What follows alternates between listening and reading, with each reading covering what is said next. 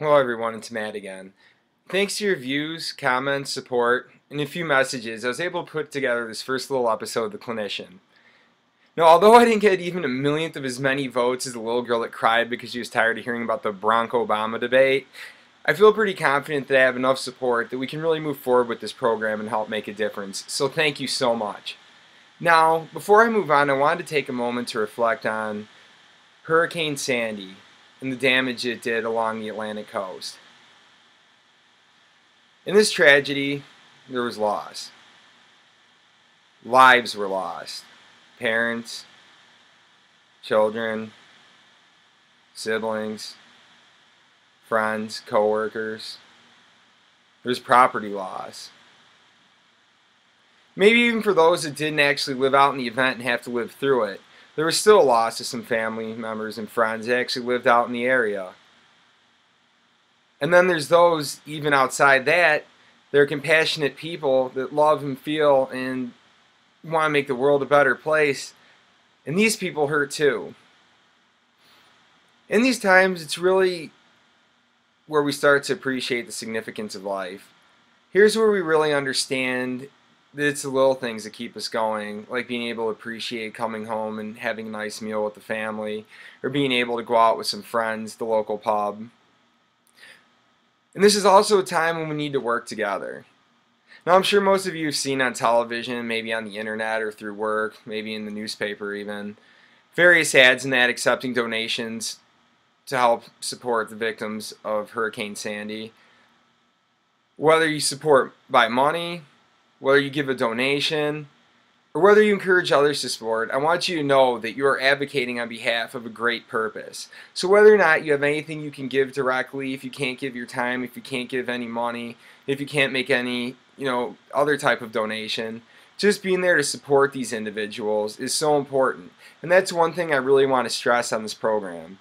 As a professional counselor and as an individual that truly cares, I really want to go out there and advocate. And as I said in the first edition of this program, if you have any kind of issue out there, if you're trying to support any type of cause, please let me know about it and I'll be glad to air it on this program. And also, although the extent to this program is to actually just give some quick advice in that, and I'm not actually doing counseling on this program because I don't have the time for that, I would like you to know that if you write me, I am also willing to help provide you with some kind of resources. Because at this moment, there's grieving, possibly post-traumatic stress syndrome, anxiety, depression, and the list goes on.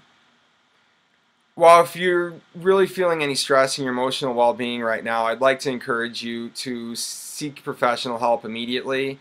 If there's any immediate threat to your danger or health, please call 911 or a crisis hotline. Now, over the past week, I actually received 2 different letters, and both of them have to do with relationships, but touch upon different areas of them. So I think that we have some pretty good stuff here. Now, I'd like to encourage you too, as viewers, if you listen to my advice in that and you have something you'd like to add to it, please feel free to say. If you've lived through a similar situation and you'd like to talk about it and you'd like maybe some more advice, that's perfectly fine. But I need you to understand that all I really have right here is information that's given to me on a piece of paper. I don't know you aside from this. So I apologize in advance if I can't completely decipher, what your situation is. We can talk about it further if you'd like. And I'd also like to let you know that I'm not all-knowing. I still have a lot to learn as well. And if there's anything that's beyond my realm of competence, I want you to know that I will find the resources to help you find out a little bit more about it, because I'm here to help you. Now, here we go with the first question. It says, "Hello, Dr. Matt." Okay, now, I want to make it very clear once again that I don't have a PhD yet. I'm a master's level counselor. I have my Illinois state license, and I'm a national certified counselor. I'm in the dissertation and internship phase of my PhD, and while I do hope to have it very soon within the year, I cannot call myself a doctor yet because I am not one. So I'd like to make sure that everybody has that, straight. Alright, so, hello Matt. I'm interested in your opinion on something that's been bothering me about my relationship. I love my fiance more than anything, but I find myself hanging out with other people's significant others and wishing that my fiance was more like my friend's boyfriend. There are a lot of things that I would never change about him, but the main thing I wish to change is how he acts around others. When he's around me or his friends, he's a huge goofball and is the life of the party. But when he's around my friends or family, he clams up and turns into a bore. We've gotten into many fights about this because I always get him mad after we leave an event because I don't understand how he could be so different between the groups. I love him, but I want my friends and family to see what I see in him. However, I don't want to change who he is either, so I'm at a crossroads of, do I just find a way to deal with this, or do I try to force him to change? And if so, how do I do so? Alright, that's a good question. That's pretty reasonable. It's something a lot of people in their relationships ask.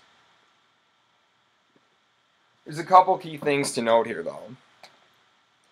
When you asked me the question about forcing him to change, or how can you make him change, what kind of things can I offer you, there's no advice I can give, because nobody can make another person change.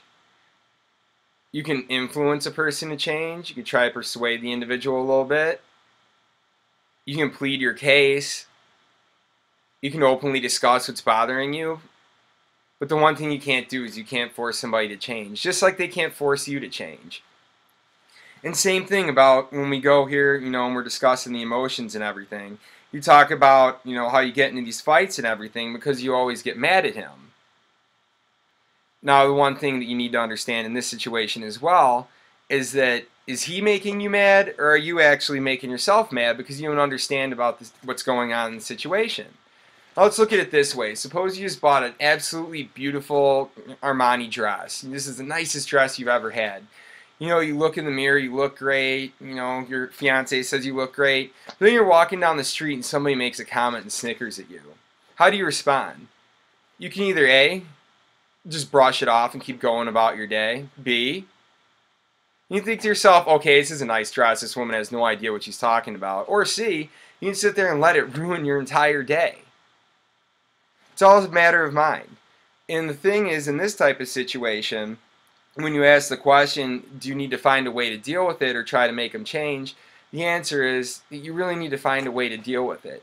Now, there is compromise, because in a relationship, you can kind of look at it as three individuals. There's yourself, there's your fiance, and then there's the relationship itself. Now, what you really want to do here is open lines of communication with one another. Do you know why he clams up and turns into a bore in front of your family and friends? Well, one thing that came to mind for me is that your family and friends are the people that are closest to you. They're the ones looking out for you. They love you the most. And they're likely the most judgmental toward the people that are entering your life. They want what's best for you. Maybe this is causing a lot of pressure on him, and he doesn't want to look bad in front of your family and friends. He really wants to look good. So trying to play that goofball role might not be something that he thinks fits into that environment. If you haven't talked to him about the situation already, I highly recommend that you do, because you never know what you're going to find out. You might get into a little bit of an argument at first, but trust me, if you can get through this, I think you'll be in great shape. Because after all, you said that you love him, you're his fiance, you want to get married, so why not just discuss this and try to work this little thing out? Because something's telling me that there's a way to get around this. So I'd like to thank you for that question. I hope I helped. Alright, and I received one more letter. This one's about relationships, but a little bit different. Hi, my boyfriend of 7 years broke up with me about 6 weeks ago, and I had to stay in the house until I found a new place to live. He told me that he'd been unhappy and that he no longer loved me. In fact, he told that the reason he finally told me that he was hearing me tell him every day that I loved him was starting to piss him off. I moved into a new place about a week ago and am pretty depressed about what's going on. I just keep thinking that I will never be able to tell anyone else that I love them for fear that it will get back thrown in my face.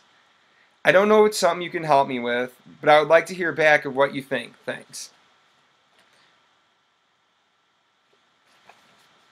Now, as human beings, most of us have a tendency to want to feel satisfied.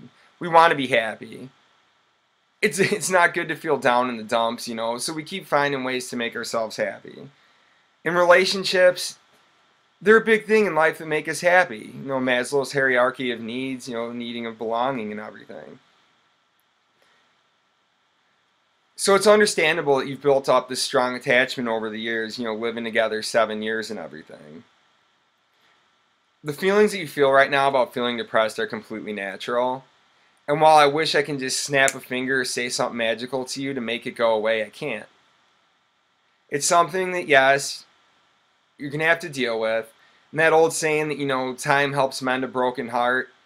It's true, as time passes on, it will help. And other things will help too, keeping a positive attitude, keeping like hanging around positive friends, maybe hanging around families, doing some different activities.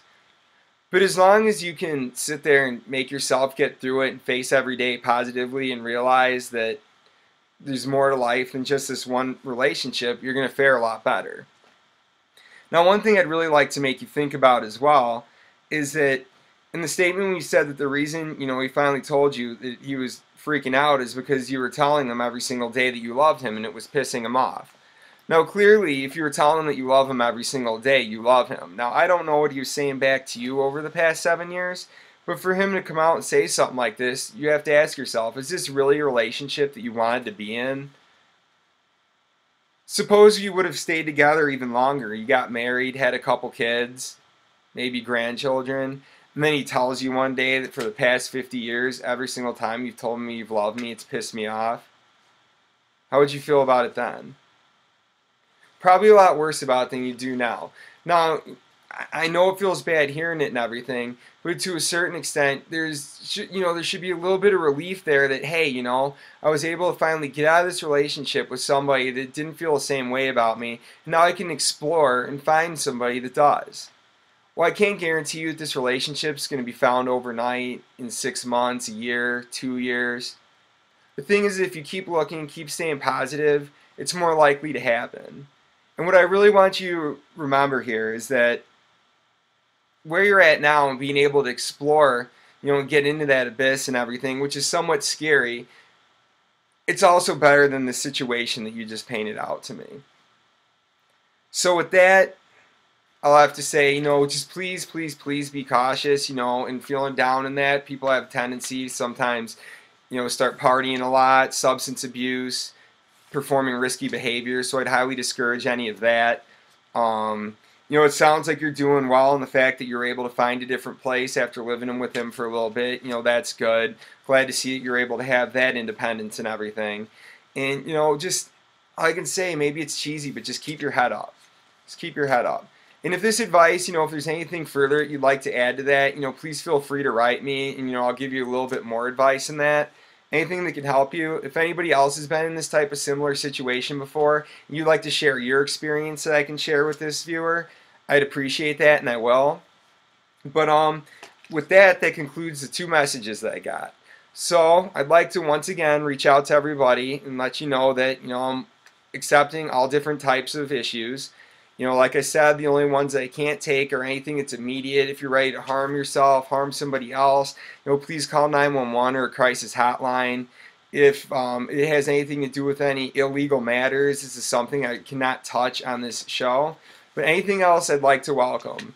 And if you have anything to do, Hurricane Sandy, that we could talk about that. The election just happened. There's a lot going on in the nation. So please know that I'm here for you, and I'd like to talk to you. And if I can't get you the help that I originally am offering to you, like I said, I will find the other resources. I promise you that. So with that, if you have any messages, please send them to yourtubeclinician@gmail.com, which I've also listed in the caption below this video. And I look forward to hearing what you have to say. And depending on how quickly I get responses, that'll be how quickly I send out another video. Thank you, and take care.